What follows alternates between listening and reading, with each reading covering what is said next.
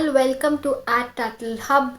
So today we are going to talk about some important terminologies related to atmospheric circulation. So our first important terminology is Walker cell, and it's going to be very interesting and I hope you would understand. Please let me know if you don't understand anything in the comment section, like which term, which concept you did not understand. I'll explain it, I'll repeat it. Okay, so this is Walker cell, as you can see on the screen. So what happens in a Walker cell? Let's consider this as our equator, and as you know, near to our equator there are the trade winds, which we also call it as easterlies, which flows from the east direction to the west direction. So what happens basically is, this is South America. Here Peruvian current flows. Peruvian current is a cold current which carries cold water from this direction to this direction. So there is an accumulation of cold current, or there is an accumulation of water over here. Since this is the equatorial region, so of course there will be the huge intensity of sun rays in this region, and this accumulation of because there is high intensity of sun rays, this water will get heated, and this heated water will be carried by easterlies from this direction to this direction, and here there is a huge accumulation of heated water, which that accumulated heated water will start evaporating, and here condensation will take place and precipitation will take place.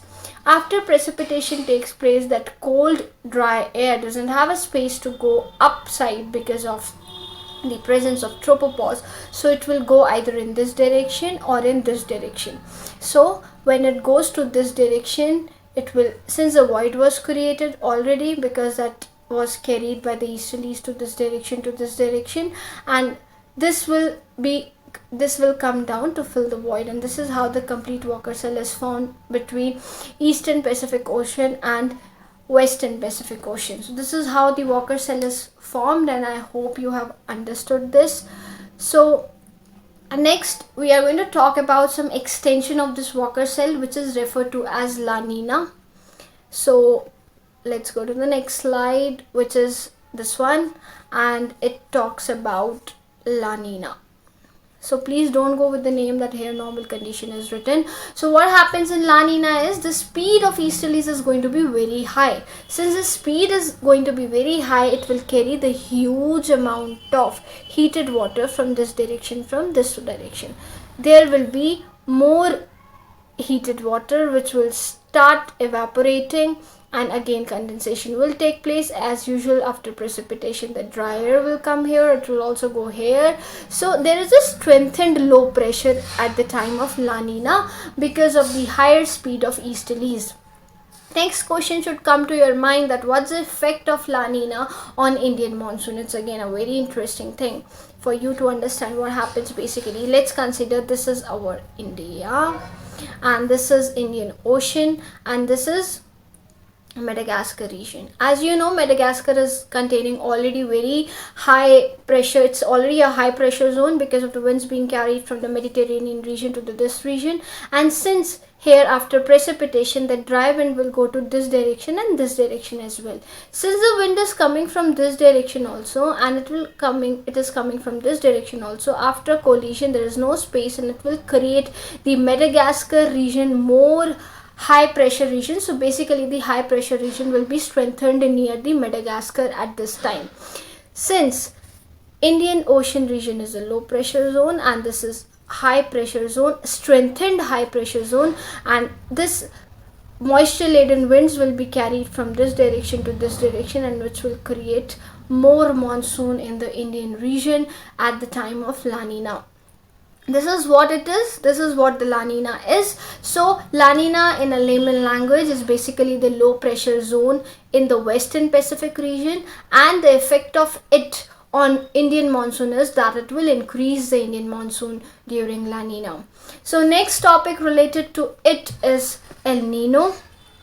It's again going to be very it's just a reverse situation. 1 minute.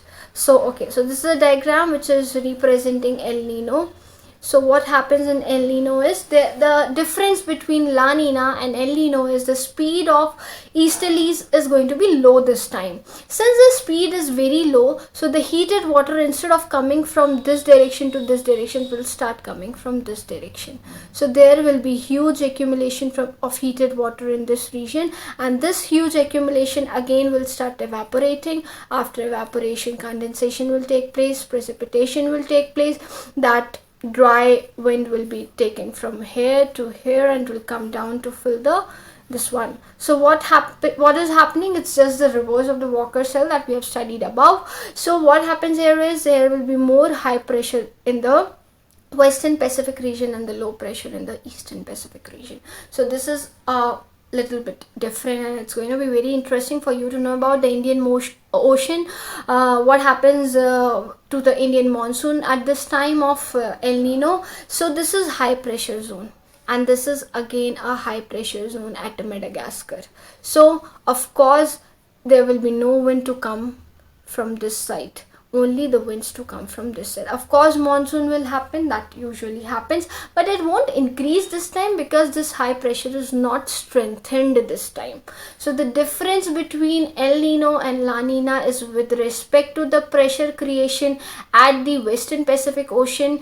In La Nina it will be low pressure at the Western Pacific Ocean, while it will be high pressure in the El-nino situation.